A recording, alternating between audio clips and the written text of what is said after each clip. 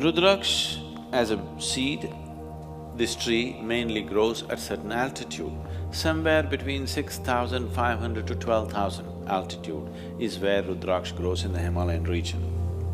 And it has very unique vibrations. If you hold a Rudraksh upon anything which is positive in nature, it will naturally go clockwise.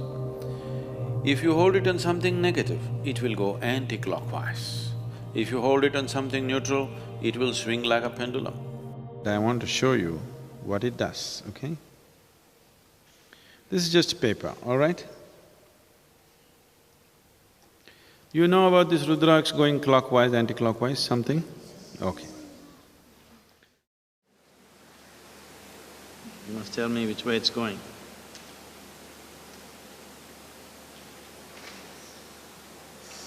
Which way is it? This is clockwise, right? Right now, I've not done any energy transfer or anything, just crumpled it, okay? Just crumpled it. Just watch this.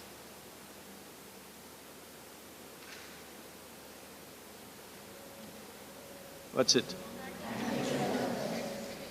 So, I don't know if they told you, I'm sure your parents must have told you, your clothes should be properly folded and kept, your bed clothes should be properly folded and kept. This is the difference it makes in your life.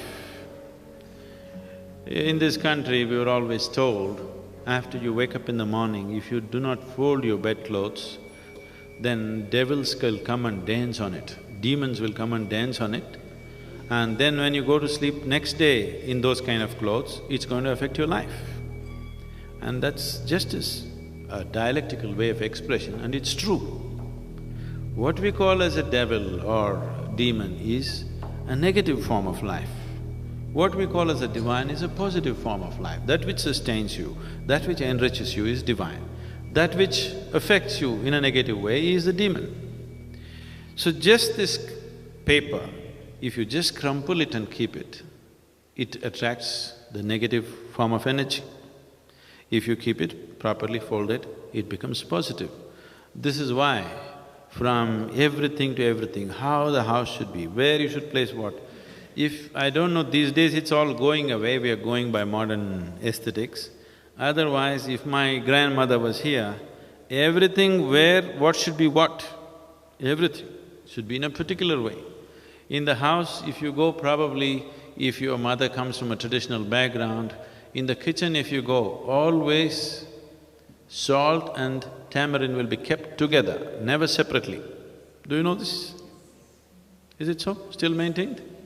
Yes, because all this awareness, unfortunately, just became tradition. It's beautiful that it became a tradition, but without giving the necessary understanding to people why it is so. Simply do it, after some time somebody comes and says, why should I do it?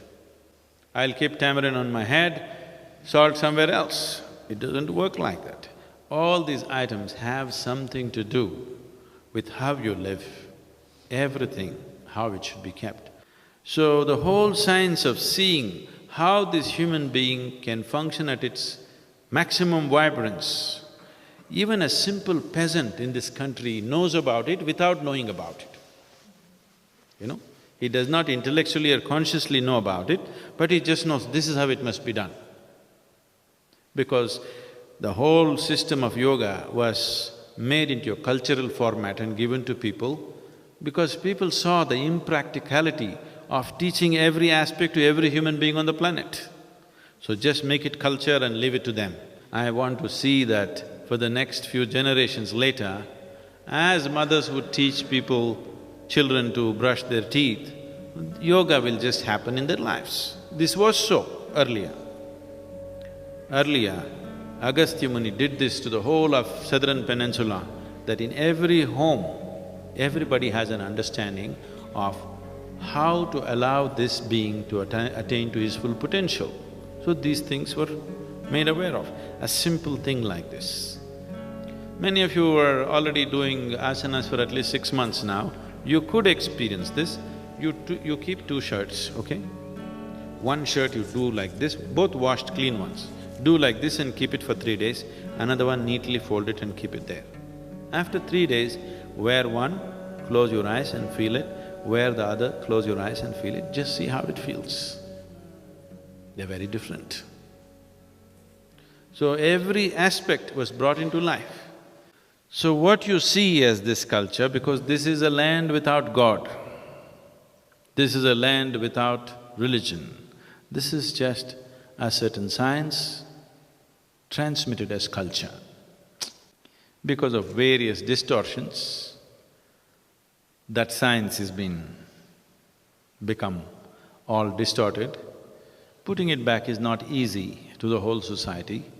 We want to put it back at least into a few people, hoping that they will be able to impart it to the rest of the larger society sometime in future.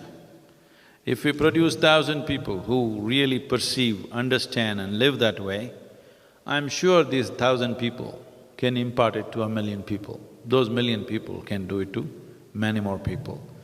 And they may produce many, many more people who are capable of receiving this and things may happen.